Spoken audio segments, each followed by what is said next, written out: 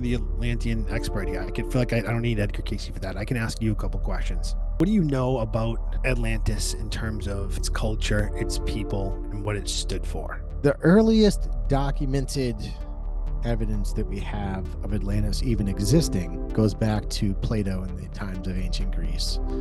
And he described it as a place of high technology, high spirituality, just an advanced race of being. They were described as being very human-like, but their physique was tall. We're talking like, 10, 12, 14 feet tall. But that their level of consciousness, and I'm paraphrasing because we're talking about a translation of languages over a period of time, but that their consciousness was elevated to a point far above the rest of the cultures in the world at the time.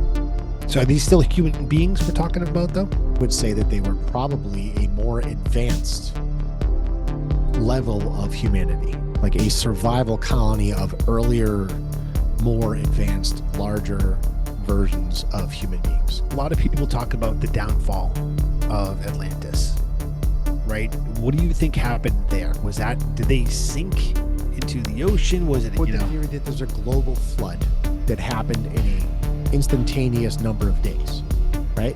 So it rained for 40 days and 40 nights in the Bible, and it flooded all of Earth's creation save the ark that was commanded to Noah by God, structurally how to build down to the nearest specific diameter. But you can go back over periods of disaster-like occurrences that have happened in history and find evidence where civilizations have gone to ground, if you will, and built underground civilizations to outlast a cataclysm. Now, whether that be a global flood or something else, I don't know. But the evidence is all over the world. And you can find that in Turkey and in Syria, on the borders of those two countries that far predate the Egyptian pyramids. So where do you think Atlantis was geographically located? Where was it? What do you know about that? The three predominant theoretical locations that I've come across would be the Bermuda Triangle, the North Pole, in the Sahara Desert called the hu5sh structure.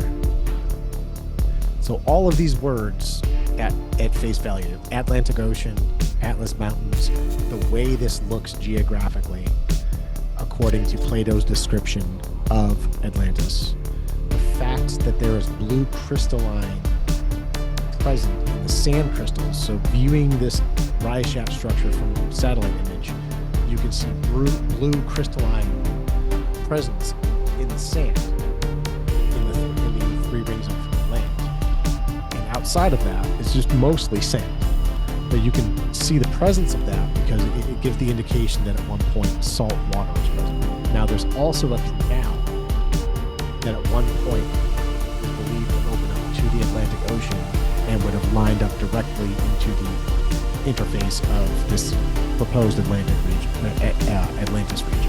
Oh, can I ask you, how's it feel to be under the Northern Lights right now? I mean, I could show you. I could talk about my view.